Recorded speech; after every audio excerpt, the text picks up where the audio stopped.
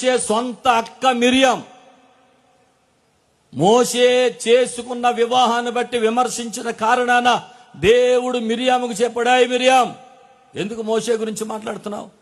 మోషే నీకు తమ్ముడైతే అవ్వచ్చు, కానీ మోషే నేను ఏర్పాటు చేసుకున్న సేవకుడు. సేవకుడు మాట వినకపోతే, దైవజనుడు మాట వినకపోతే ఇదే గతి. ఏం పెట్టాడు? కుష్ఠవ్యాధి.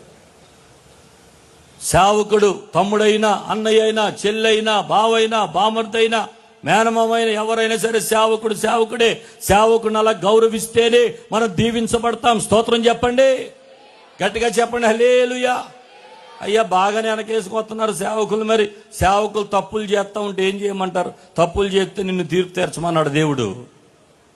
సేవకుడు తప్పు చేస్తే తీర్పు తీర్చే ఆ పరిస్థితిని దేవుడు విశ్వాసి చేతికి ఇవ్వలేదో, సేవకులమైన మాకు మరింత కఠిన తీర్పు. మేము నిలబడతాం.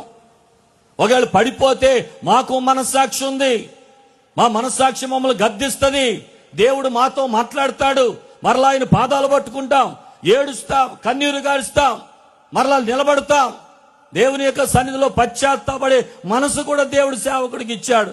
ఒకవేళ మానవుడే గనుక పడిన సేవకుడు దేవుని పాదాలు పట్టుకుని మరలా నిలబడతాడు. అంతేగాని సేవకుడు చిన్న బలహీనత ఉంటే ఊరంతా ఏగడం,